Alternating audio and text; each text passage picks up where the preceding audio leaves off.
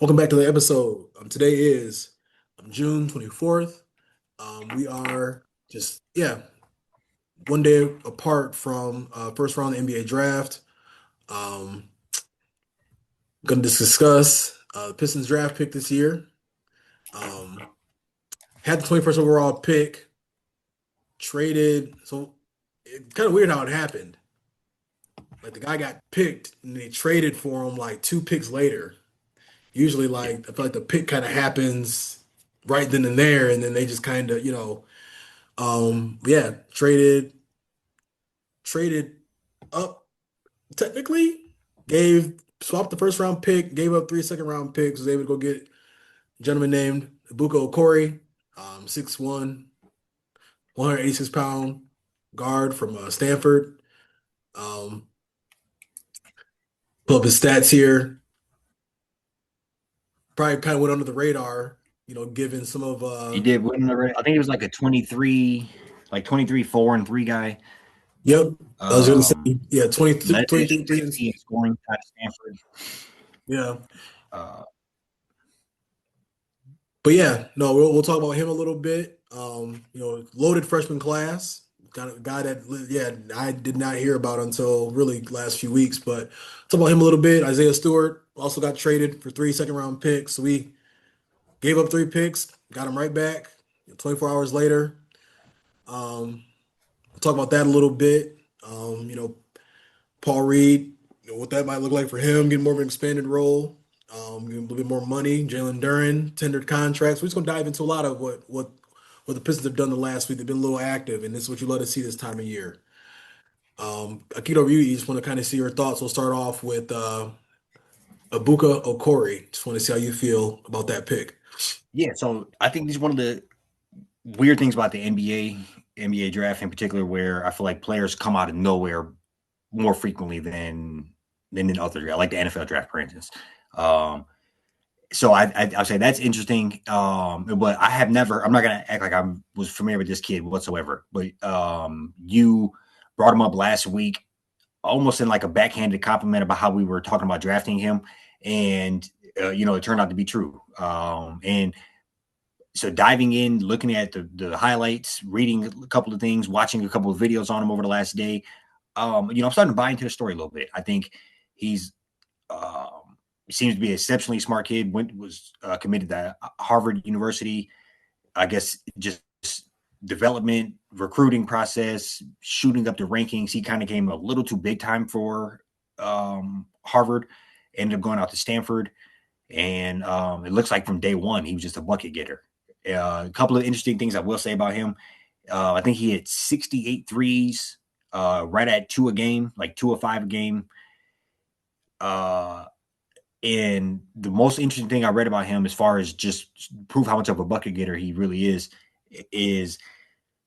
81% of his points came on self-directed baskets. So 9 assists, just straight going to work, and that had led all of the NCAA this past season. Number one in all of the NCAA. I think AJ DeManza was number two somewhere in the 70s. So very, very top as far as that goes. Now, size may or may not be an issue for him, but it looks like a guy that's creative, very smart, bucket getter. And I'm interested. I kind of see, not to take up too much of time here, but I'm kind of I think they're trying to replicate more of like what they, like I said to you earlier, Cade being slow, methodical, going to take his time to get to where he wants to. They're trying to partner that up with just a rocket ship.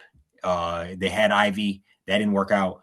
Circle back with him, just a rocket ship, and I think that's kind of the yin yang they think will work best at that offense. Have him, at least for the year one, just take over the second unit, because they need somebody who's not afraid to go out there and get baskets, not afraid to go out there and create shots for other people. Yeah.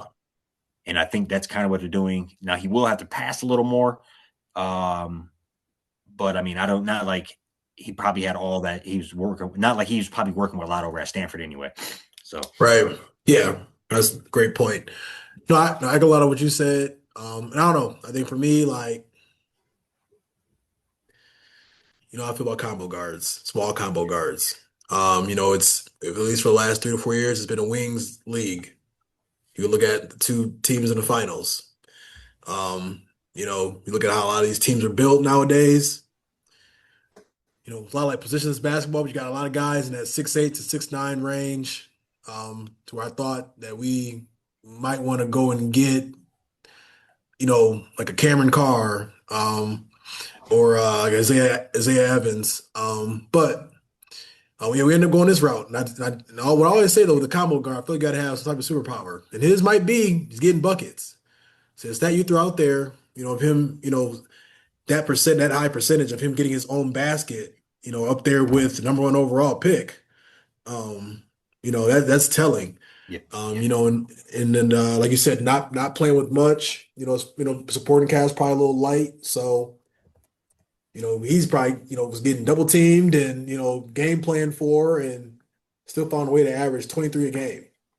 So yeah, it's impressive what I've seen highlight wise. Like you said, he's been super under the radar. I mean, we one of the few freshmen to not score 40, this past season. It's probably one of the best freshman classes in college like that we've seen in college in a very long time. But I think nonetheless, I'm looking forward to kind of seeing what he's able to do in summer league. And I think he's a little young, a little small, but I just like that you got a guy that can go get his own basket. Like, and he was able to do it at a high clip. Um, so we can get anything around that from the next few years. I think that'd be a successful pick for us in the future, or down the road. The one thing I'll comment on the height issue, or maybe not an issue that there is, it is obviously hard to play in the NBA, let's say under 6'4". But if you can make it, you usually have something in your game that's outstanding. And I think, you look at, let's say Curry. Curry's a little guy. He can shoot better than damn near anybody that ever existed. You look at AI, fast as lightning. You look at, things of Logan's nature. Rondo, just super lanky, strong as an ox. Those type, I think 6'8" wingspan. That means he's freakishly long. Especially to only be like 6'2". So I think that's interesting. And then just to throw it out there, I heard that he had the exact same. I don't know about the height and weight as Dennis Schroeder coming in the league. So those are interesting just characteristics for a guy that was kind of under the radar. This draft was, everybody says, heavily loaded. Theoretically, like 3 Hall of Famers in the top 10 is what people are saying, potential type talent. So you look at that, that's a highly anticipated draft. Akoff is Diamondite.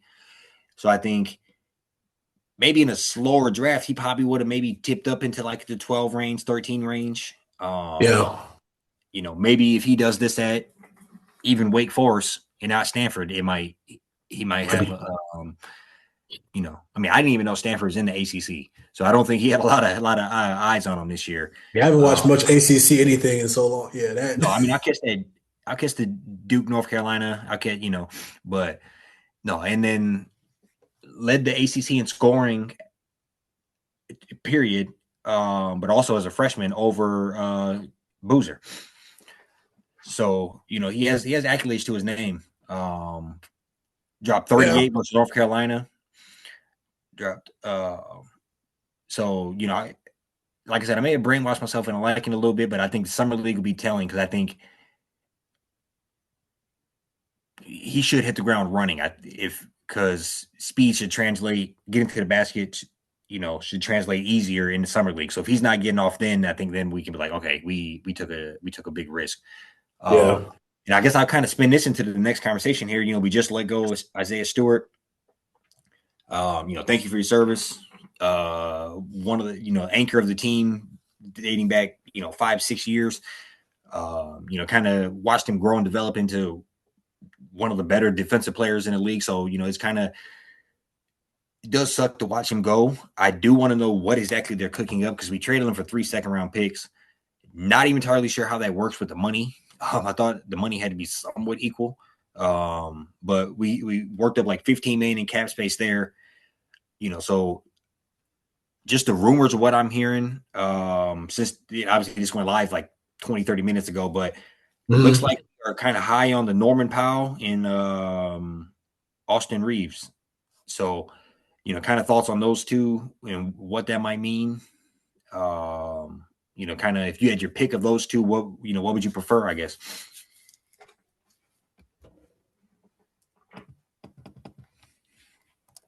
I think with getting this guy, Okorie, I feel like hmm, Norman Powell. I don't know. He's an interesting one because he's like a just a like a sharpshooter. I think Mhm. I'd like to. I mean, the Reeves can shoot the ball pretty well too, but I think a better fit would probably just be like a guy that can really spread the floor. It wouldn't be so ball dominant. You know what I'm saying? Couldn't go wrong with either though. I mean, I think Austin Reeves. I think his game to an extent kind of mirrors Cade's. He's 6'5", 6'6". He can he rebounds the ball well, passes the ball well. I mean, he's turned into like I don't think anybody saw this coming from him. Um, so I don't know. I think maybe you kind of want to have a guy that can do a couple more things. So I'd probably go Reeves if I had to choose. Who would you take? Who would you think? You said sorry, you kind of broke up a little. You said Reeves. I think I'd go Reeves just off of his versatility. Yeah. And No, yeah. Powell's like a So smaller I don't guy. for sure. No, I think I guess I wasn't sure about the height differential. Let me I got both of the little profiles pulled up here, but yeah, Austin Reeves at 6'5", Norman Powell 6'4". But yeah, no. So I think just looking at the Hmm. stats here, kind of very similar. Last year, Norman Powell 22, 4-2, Reeves 23, 4-5. Hmm. Reeves hit 118 threes on 36%, and Norman Powell hit 156 on 38%. Um, Okay. so I think just Maybe I. looking at those stats, I I, I don't know. I think Reeves might need. I don't know. It's a gift and a curse. I think we need the guy to be somewhat not ball down overly like ball hoggish, but I think we need a guy that want to go get his shots. Um, Maybe more so than we're used to. And I think that might be good for Cade, but I also don't want a guy just taking dumb shots, for lack of a better term. So Yeah. I think the offense needs a guy to go out and be a little selfish, but also play within the offense, if that makes sense. And I think, Not for sure. so I say all that to say, I think Norman Powell would be my better. Also, just considering the lack of defense that Reeves would come with, um, I Good point. Yeah. Norman Powell might be my stronger suit on that. And Former champion. former champ, little too, hit another, what's that, 40, 38 threes. That ain't nothing. Um, and look back year before, Norman Powell hit 179, 176. Now Reeves did go crazy 2 years ago. He hit 200. Um, Hmm. so I guess that kind of washes my argument there, go. But But it's there, I mean, it's just either crazy. way, it's an upgrade. Right. Yeah. It's just crazy because they games. I've seen Reeves play a lot more than Norman Powell the last couple of years, but like I so Norman Powell, he's obviously I ain't gonna sit here and he's obviously developed his game into a little bit more of like an all around. I mean, now like assists can all kind of look different. I mean, if he's just Mm-hmm. kind of swinging it to the open guide, where I've seen Reeves be like a obviously playing against Luka, he's not the primary ball handler like that, but like he's always been a guy that can play make pretty well. But yeah, Norman Powell, man, that's a name like he's kind of just been in Miami, just kind of quietly. That's where he's at. He's right most recently, right? In Miami. I know he Yeah. came Yeah. from, yeah, just kind of getting after it. So yeah, I don't know. I think overall, man, you see, I don't think you go wrong with either. I think I'd probably go Reeves if I had to Yeah. I mean, pick, I'm not lying. Obviously, but it's close. you can have very mirrored stats and play completely different. But honestly, comparing these stats, I mean, they damn near had the same season last year. They Yeah. like 7 to 15 for the field for Norman Powell, Hmm. 7 to 14.9 for Reeves. It's crazy Uh, because yeah, I gotta go look at Norman Powell like highlights now. I feel like because like I don't know because I always looked at it as more like a spot up shooter. I mean, obviously playing a different role with the Clippers. I haven't seen a ton of movies since he's been in Miami, but I just so I don't know. I think what I think about now a lot in the play with the playoffs, right, is like we sometimes that three ball just don't be falling. Right. Is Norman Powell a guy that can off the dribble go get a basket? We know Austin Reeves can do that. For sure. So I think for me it's kind of like, whoever can go get their own 18 to 22 night in, night out is like whoever can go get that more on their own efficiently is like the one I know to go with. And I think Reeves probably does it just a touch better. So I think Powell can be more of like a spot up shooter. I think you're right about that. Not like I watched that much Norman Powell, but no, I think and he was an all star last year. That's crazy. What? Wow. That's crazy. Just straight up or like reserve? I put in Norman Powell highlights. It says Norman Powell makes his first NBA All Star appearance. Yeah, It's tough out there. Who knew? No, man. So I think the name of the game here is just upgrade the roster. Um, we got the Ebuka Okorie. I think Mhm. he's gonna be interesting. We got a Danish Jenkins another year older. Um, hopefully we can get back on a team friendly Tobias Harris. Call it like 17 to 22 million a year, some maybe 1 year deal. Mhm. I think then you start to really build that roster out. I would like Hope it's you probably do got to go get another big guy to some degree. You're gonna upgrade Paul Reed. I think you're gonna re-sign him, but you still lost a big guy, and then you're just gonna out. No, you probably do because you got Duran, Paul Reed. Those are only two big dudes right now. yeah. Yes, probably got into, getting guy on a cheap deal. I mean it just feels great to just even be discussing Bring back this. Drummond. Bring back Drummond. Why not? He got a little three ball now. But no, man, I'm curious. Like I'm gonna take a little closer look at Norman Powell, over these next few days. I forgot when free agency start. I think it's usually like what, like next I think Tuesday or something like that. it'd be like July 1st or like the 30th, Yeah. maybe like that night. Yeah. Yeah, next Tuesday. Because yeah, we got Duran, and we can touch on that here for a hot second. No, I'm Getting a watching little this low on highlight. time, I'm get but busy now. yeah. Oh, Norman Powell. Yeah, I just watched him. I got I got some up too. I Yeah, just on had to Derek see White. like, He just hit Derek White with the pump fake off from the 3 point line and then dunked on him. okay, we probably watched the same exact video. Yeah. Um, but yeah, no, we can take a look at him. I mean, because you got Duran.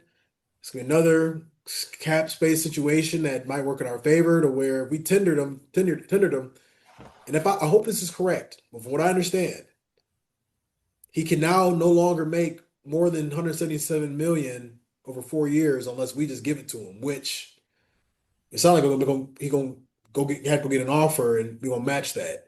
So it might even be lower than that, just considering how other teams view him. Right. So we're gonna be at a spot where you hope for that, this move is going to be kind of like a domino effect for us to be able to really get a guy that can get us over the hump. No, Because for sure. what we always I say, think, don't need much. Don't need much. yeah. No, we don't. We just got to maximize where we are. I don't think we fall in love with the big names. I think you go get the Norman Powell, you go get the whoever, you bring back Beasley, those type of things I think will be just to underrate our moves to slowly upgrade this roster. So, we can dethrone these Knicks and Yeah, bring belt bring back that's belt one pass. thing is Yeah. the way the Knicks finished the season off. It's like you got to think back. Who was the last team to bully them a little bit? Mm-hmm. We swept them, if I'm not And only. mistaken. Yeah. So sky's the limit, man. We got all these other pieces. Was like you said, Isaiah Stewart parted ways. But if we're able to land a guy like Austin Reeves or Norman Powell, we gonna be at Little Caesars a few times next season. And for what it's worth, those are two different contracts. Norman Powell ain't looking for a max contract. Mm-mm. Um, that's a major fact too. If you can get Norman Powell on a 2-year 60 versus having to sign Reeves on a 4-year 200. 177. Yeah. Or yeah. Those are two different investments. Yeah, Mm-hmm. you know. And if you ask me if I wanted to invest that much in Reeves for the next 4 years, that's a question. It's a lot. That's a Yeah. lot. So it might, yeah. I mean, we might you already answered the question right there. It might be a, full court press Powell, and yeah, it's kind of. I mean, can't go wrong. I don't know. I'm surprised. Norman Powell's kind of kind of shocked at the new at what's been shared with me these last few minutes here. I got to see what he's been doing. No, I was on familiar. He was at he was playing at this high level. I thought he was just kind of Yeah, more role underrated. player, Hmm. solid.